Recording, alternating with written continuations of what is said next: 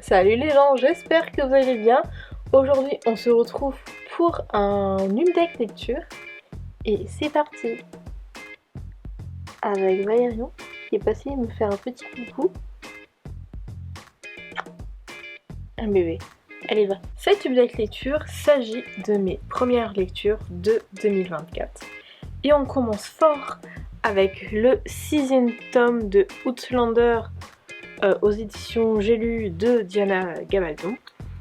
Dans mes souvenirs, quand j'avais lu le 5e tome, il m'avait assez déçu, ce qui fait que j'ai autant tardé à continuer la saga, alors que là actuellement j'ai les livres jusqu'au tome 8, la deuxième partie du tome 8, et ben j'ai envie de dire, mais quelle erreur de pas avoir continué la saga, quelle erreur, parce que j'ai vraiment adoré ce 6e tome. Sans spoiler pour ceux qui ont commencé la série avant de lire les livres ou juste qui lisent les livres, là nous sommes plus ou moins à la période où le personnage de Stephen Bonnet est présent dans les livres. Je pose ça là, vous en faites après ce que vous voulez. Bref, c'est un 6e tome que j'ai vraiment beaucoup aimé, j'ai adoré revoir certains personnages, notamment les principaux comme Jenny, Claire, Roger, Brianna,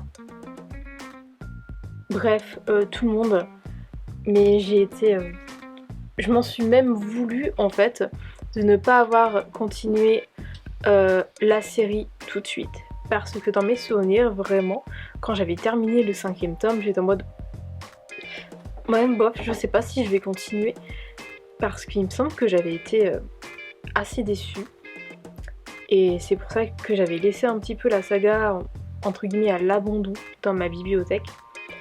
Et cette année, je me suis dit, bon, vas-y, ça traîne, faut que je continue. Et puis au pire, on verra.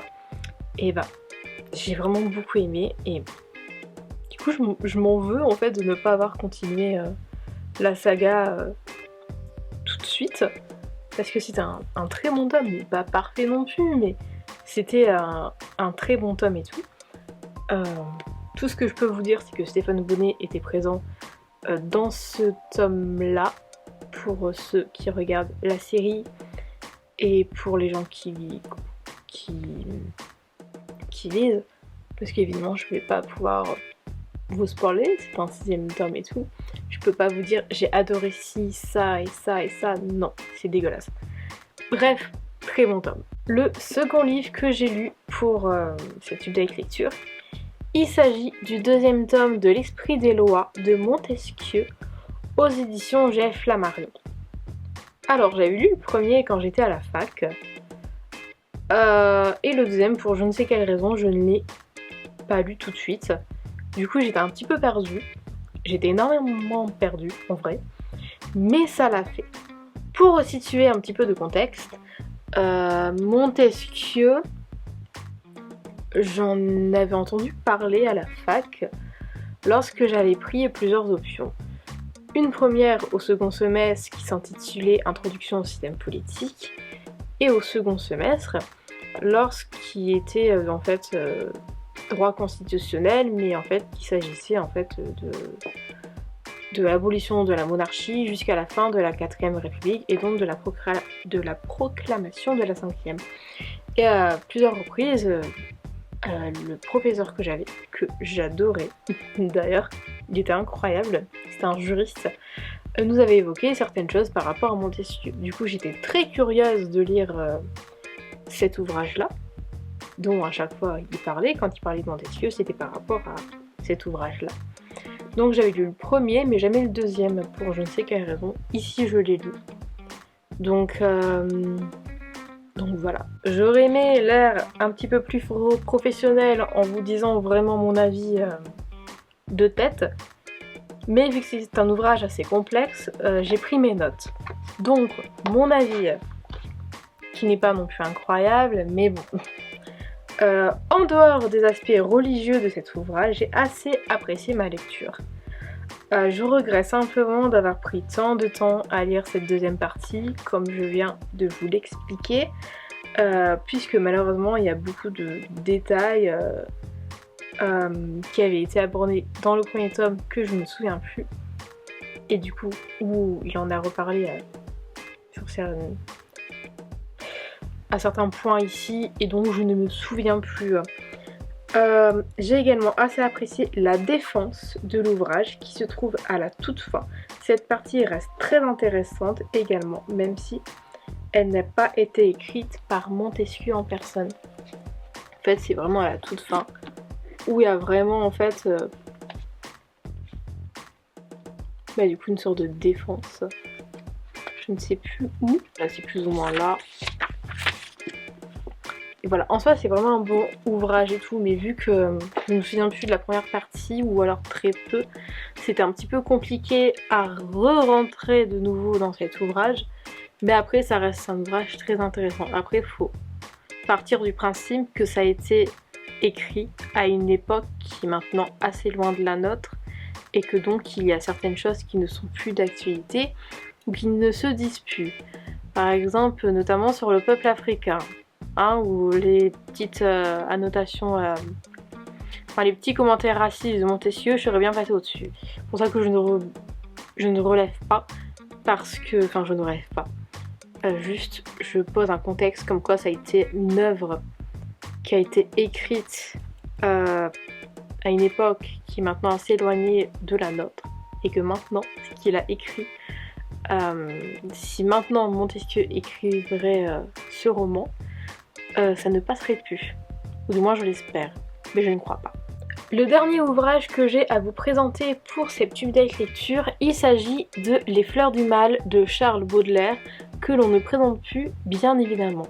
C'est un ouvrage que j'avais un tout petit peu étudié lorsque j'étais encore une fois à la fac, où en fait pour plus ou moins un cours, je ne sais plus comment il s'appelait, je crois que c'était juste littérature moderne. On avait étudié quelques poèmes de cet ouvrage, donc Les Fleurs du Mal. À l'époque, je l'avais pris en me disant que je le lirais.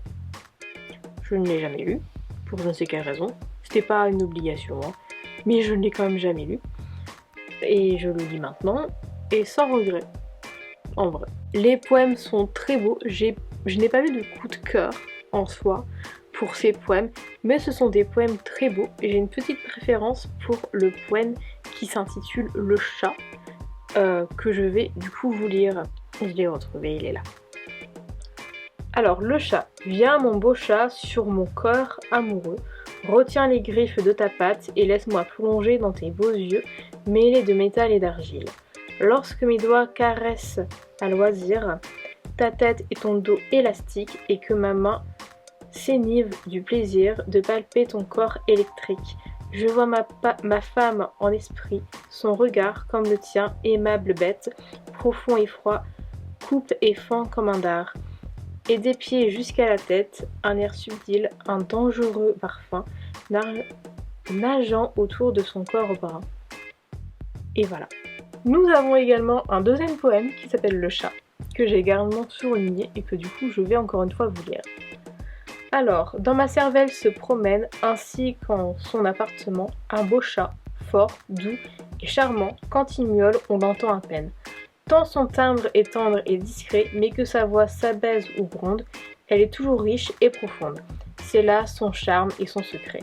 Cette voix qui perle et qui filtre dans mon front le plus ténébreux, me remplit comme un verre nombreux et me réjouit comme un filtre.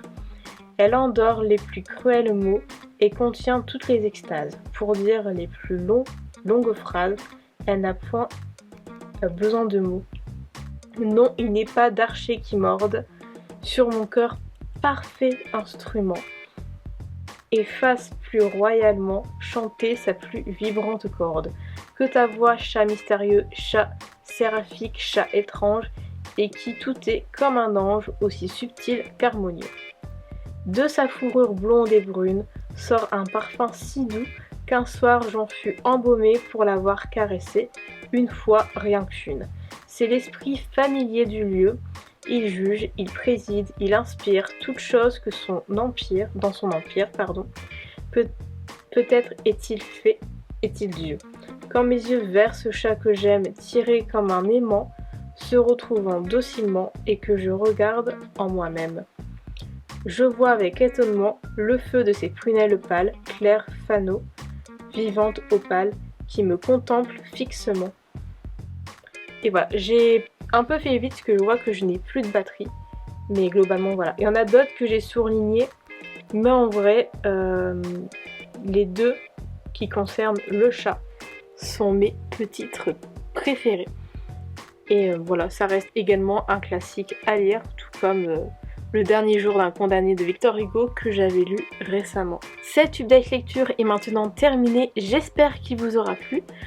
On se retrouve très bientôt pour une prochaine vidéo. En attendant, n'hésitez pas à vous abonner si ce n'est pas encore fait, à liker, à commenter, à partager, à me suivre sur les réseaux sociaux et on se dit à bientôt. Ciao!